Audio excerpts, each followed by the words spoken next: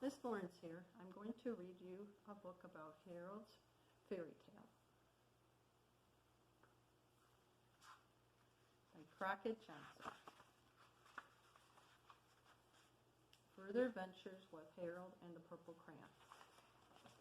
One evening, Harold got out of bed, took his purple crayon and the moon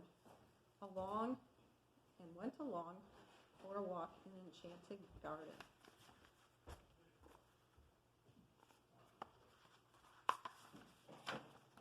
Nothing grew in it. If he hadn't known it was an enchanted garden, Harold scarcely would have called it a garden at all. To find out what the trouble was, Harold decided to ask the king.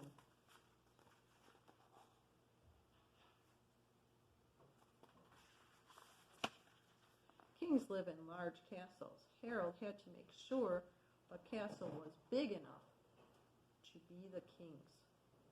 He didn't want to waste time talking to any princes or earls or dukes.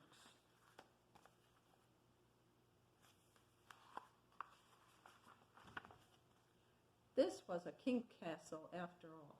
All right. It had tall towers and a big draw gate to keep out people the king didn't want to see.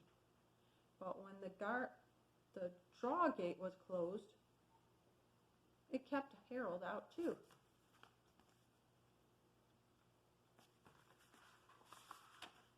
Harold shouted for the king to come down and let him in, but the gate didn't open. He walked along the edge of the enchanted garden beside the smooth wall of the castle until he thought of his purple crayon.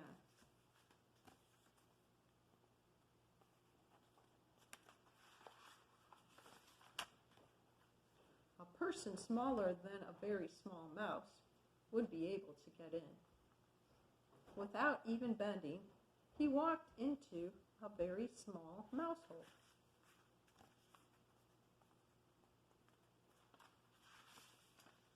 He walked through the mouse hole into the castle. He invited the mouse in too, but the mouse preferred to stay outside.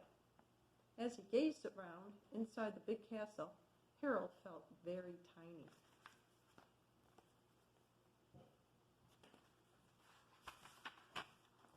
And a king might not pay much attention to anybody who was smaller than a mouse. So Harold used his purple crayon again.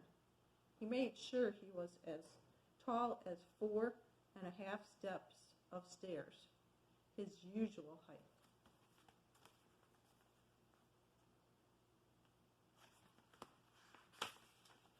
Then he climbed up the stairs looking for the king.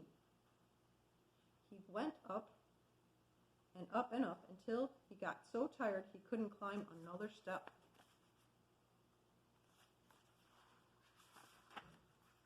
Luckily, there were no more steps. He had reached the top. He still couldn't find the king, but he remembered kings sat on thrones. So now he's going to have to draw himself a throne for the king.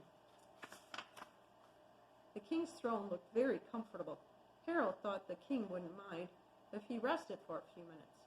He sat on the throne wondering what it was like to be a king and wear a crown.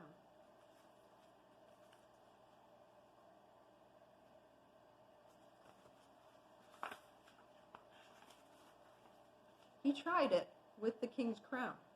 It was all right for a while, but the crown began to feel heavy.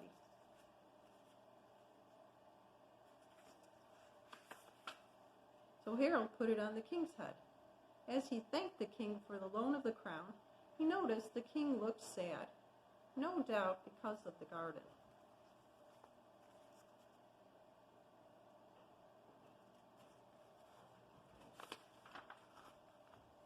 He asked the king if the trouble was due to a witch or giant. The king couldn't say which. He looked sad and helpless. Evidently the giant or witch, if the king couldn't tell which it was invisible. But Harold told the king not to worry.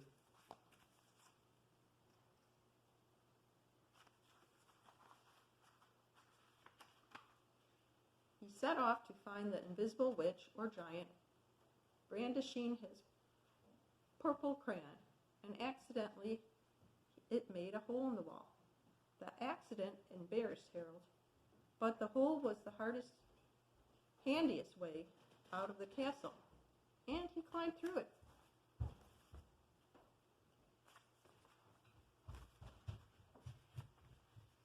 When he looked down from the other side of the hole, he realized he had forgotten how high up it was. He needed something tall to